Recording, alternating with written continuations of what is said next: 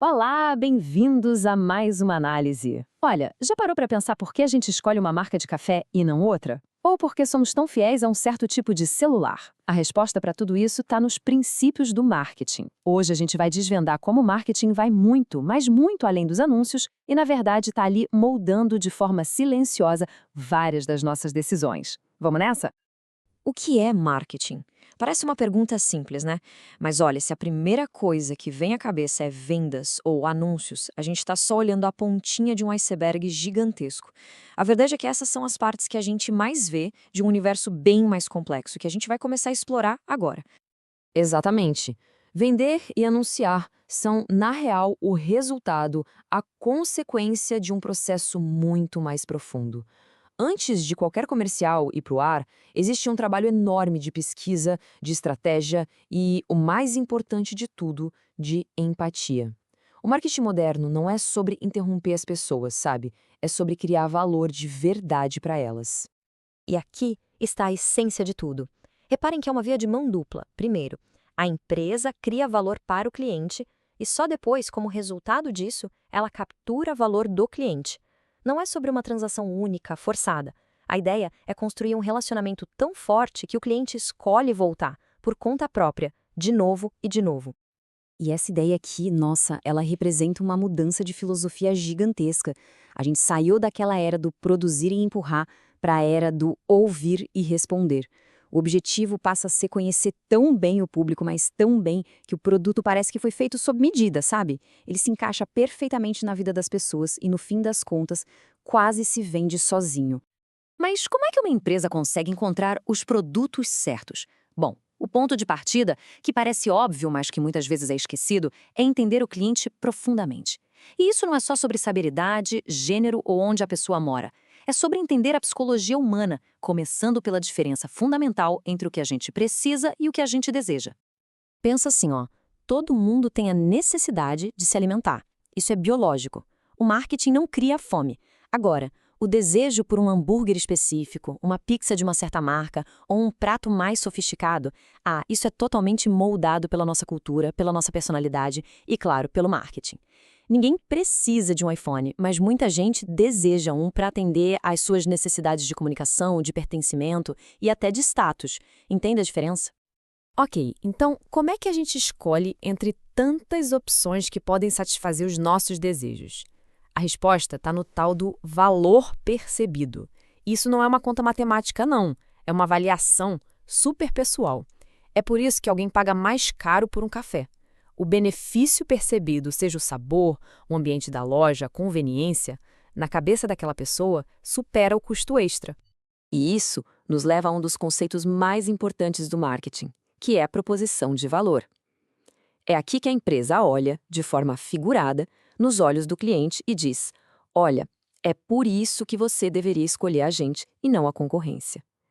É basicamente a grande promessa da marca. Em resumo, toda estratégia de uma empresa precisa responder a uma pergunta fundamental que o consumidor faz: por que eu deveria comprar isso de você?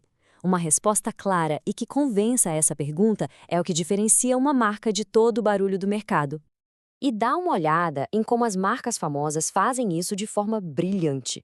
A BMW não vende só um carro, ela vende a máquina de dirigir definitiva. O Facebook não é só uma rede social, é para conectar e compartilhar. O YouTube não é só uma plataforma de vídeo, é um lugar para conectar, informar e inspirar. São promessas claras, diretas e muito, muito poderosas. Certo, então a gente já entendeu a filosofia por trás do marketing, né? Mas como é que isso tudo sai do papel e vira uma ação no mundo real? É aqui que entram a estratégia e o famoso mix de marketing.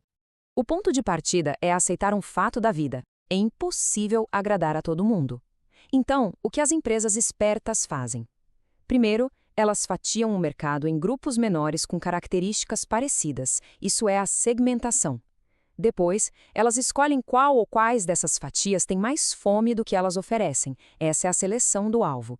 E, por fim, elas definem exatamente qual imagem, qual sabor querem ter na mente desse público. Isso é o posicionamento. Com a estratégia toda definida, aí sim é hora de usar as ferramentas. E as mais famosas de todas são os 4 P's. O que você vende, que é o produto, por quanto, que é o preço, Onde você vende, que é a praça ou a distribuição, e como você conta para o mundo sobre isso, que é a promoção. É como se fossem os ingredientes de uma receita, que a empresa vai ajustando para criar a oferta perfeita. Mas aqui vem o pulo do gato do marketing moderno. É olhar para esses 4 P's através dos olhos do cliente, transformando eles nos 4 C's. O produto se torna a solução para um problema. O preço vira o custo total, que inclui tempo, esforço, não só dinheiro. A praça se transforma em conveniência, e a promoção deixa de ser o monólogo da marca e vira uma comunicação, uma conversa de mão dupla. Mas afinal, para que todo esse trabalho de estratégia, de planejamento? Para conseguir uma única venda? Não mesmo. O verdadeiro jogo do marketing de longo prazo não é sobre transações, é sobre construir relacionamentos. É sobre transformar uma pessoa que compra pela primeira vez em um fã para a vida toda. A lógica é bem simples, mas é poderosa. Um bom relacionamento leva à satisfação. Clientes que estão satisfeitos tendem a se tornar fiéis, e clientes fiéis são um ativo mais valioso de uma empresa. Eles não só continuam comprando, como se tornam os melhores vendedores, recomendando a marca para todo mundo. E essa lealdade não é só um sentimento bom, não. Ela tem um valor econômico gigantesco. Olha só para esse número. 5 vezes. É o quanto mais caro pode ser correr atrás de um cliente novo em comparação com manter um que já está na casa. Focar nos clientes atuais não é só uma boa prática, é a estratégia financeira mais inteligente que uma empresa pode ter. E para as melhores empresas, nem mesmo a satisfação é o objetivo final. O verdadeiro alvo é o encantamento. É aquela sensação de uau que acontece quando uma marca supera tanto as expectativas que a pessoa não fica só satisfeita, ela vira uma fã de carteirinha. É só pensar na Disney, na Apple. Elas não têm só clientes, elas têm uma legião de defensores. No fim das contas, marketing eficaz não é sobre truques ou enganação. É sobre entender as pessoas profundamente e encontrar maneiras genuínas de agregar valor à vida delas. Fica a reflexão sobre as marcas que fazem parte do nosso dia a dia. Como será que elas criam valor para nós? A resposta a essa pergunta revela a essência de tudo que a gente conversou hoje.